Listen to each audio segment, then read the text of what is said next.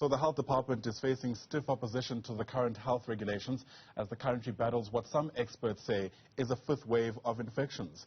In a letter to the Health Minister, Dr. Joe Phaahla, business organization Sakeliga is threatening legal action if the regulations aren't scrapped.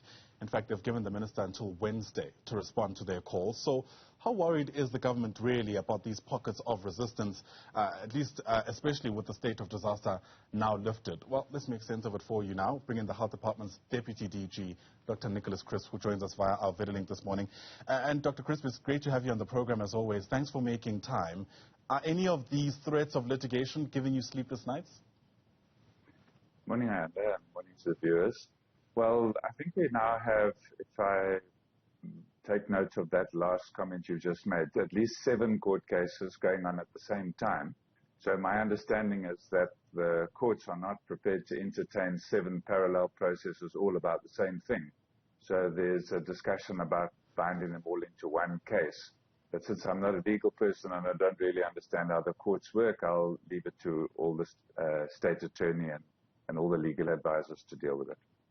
Yeah, and what becomes the immediate response from the Health Department, if any, by the way, especially in a context where, as I mentioned, Sakeliga has given the Health Minister until Wednesday to respond? Is that at all the kind of strategy you'll take responding to these organizations, or are you willing to see them go to court? No, they'll have to go to court because we're already in court with other parties, so we can't now respond differently to another party. You know, it's all mostly right-wing organizations that have been complaining. But we have a responsibility to protect the public, and we do what we believe is right. We take a lot of advice from a lot of different quarters in academic circles, from the scientists we work with, from people who work in other spheres of government and so forth.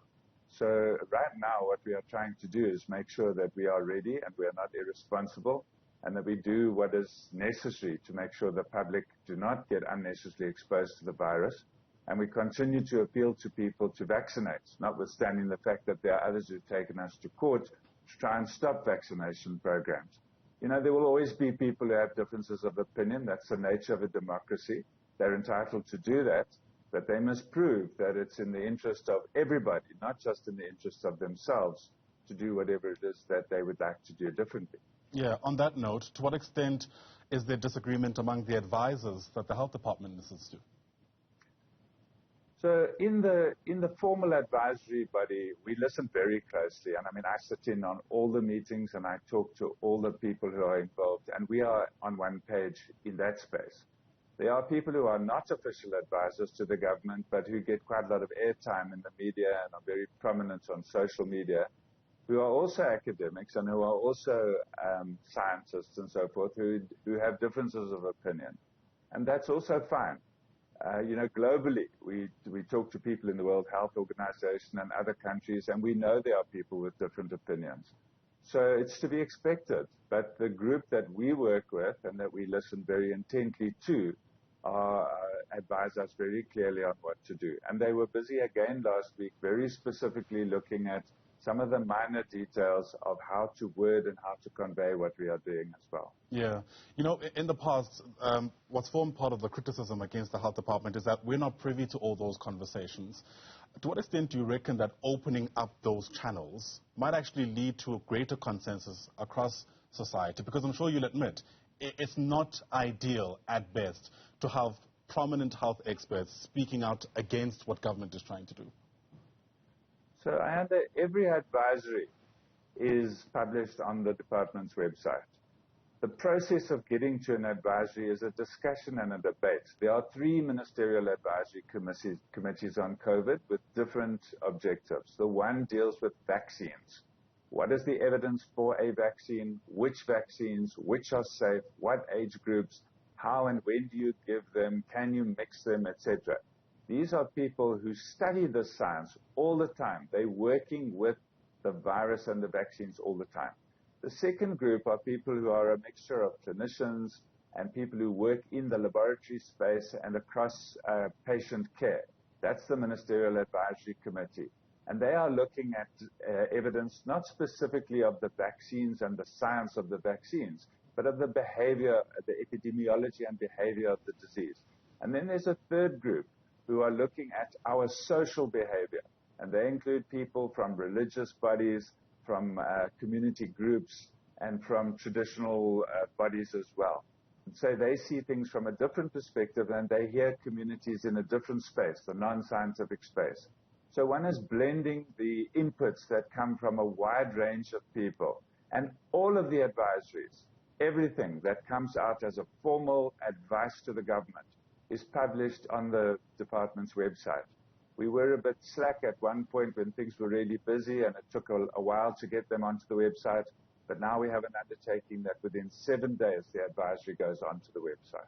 So is this you saying government is being as transparent as practically possible? Yeah, so I mean, short of absolutely opening up every meeting for discussion, which I don't think is necessarily either advisable or practical, we are as transparent as possible. Listen, the department doesn't always agree with the advisors. Then we go back to them and ask them, why did you advise this? Can you explain? Have you considered something else? For instance, there have been advisories about a change in the date or the doses of vaccines. And we've asked them, have you taken into consideration the amount of planning that has to happen across 3,500 vaccination sites when you make an advisory like this? Are you aware of the packaging and the package sizes? And when we engage like that, sometimes the advice is good scientific advice, but it's not necessarily practical, and it may take some time to implement what they are recommending. But that's the discussion that we have. And as I said, there's nothing wrong with having that discussion and us not always agreeing with all the minutiae of what is in an advisory. Yeah, speaking about the practicality of some regulations, there's also been real questions posed about the effectiveness of something like masks wearing. And it's just one of the issues, of course, that people are having conversations about. Discussions about whether or not this is actually effective in a context where the mask mandate has always been there, but that hasn't stopped, for instance, waves from coming through and from ripping through the population as it's being put. What kind of discussions, if any, are taking place specifically around the effectiveness of cloth masks, for instance, versus N95 masks, which are said to be a whole lot more effective? So there was a very, very clear and long discussion about masks in the advisory committee, and the consensus, the outright agreement was that masks still have a place and are still a very important part. In fact, it's the one thing where there was no debate amongst the experts on the advisory committee. Now, there are people outside of the advisory committee who have always differed with us and who don't believe in masks. The discussion about whether you should wear an N95 mask or whether a cloth mask, well, if you're a professor at a university who's outspoken against this, and you can afford for your employer to give you N95 masks every day, you're in a very different position from the person who's at the spaza shop or who's getting onto a taxi every morning, who can't afford to buy boxes of N95 masks. So sure, if you can afford N95 masks and if you can afford surgical masks, that's fine. Then wear them because they are likely to offer better protection. But we do know that any form of face covering reduces the amount of spittle, that includes aerosols and droplets, that I put into the air as I'm speaking or singing or participating in events. And every bit that we do to reduce that spread may not protect me, but it protects the person around me. And so the whole objective is to try and reduce the amount of transmission that is taking place. And according to the group that we work with, there is evidence that it does reduce the spread of the virus. That is part of the reason why we did not see influenza for the last 2 years, and we're only starting to see it now, that people are taking off their masks and not wearing them as much as they used to. Well, to be fair, Dr. Crisp, it wasn't just a question of affordability. It was actually about whether or not the reduction is worth any kind of possible inconvenience that comes with wearing a mask.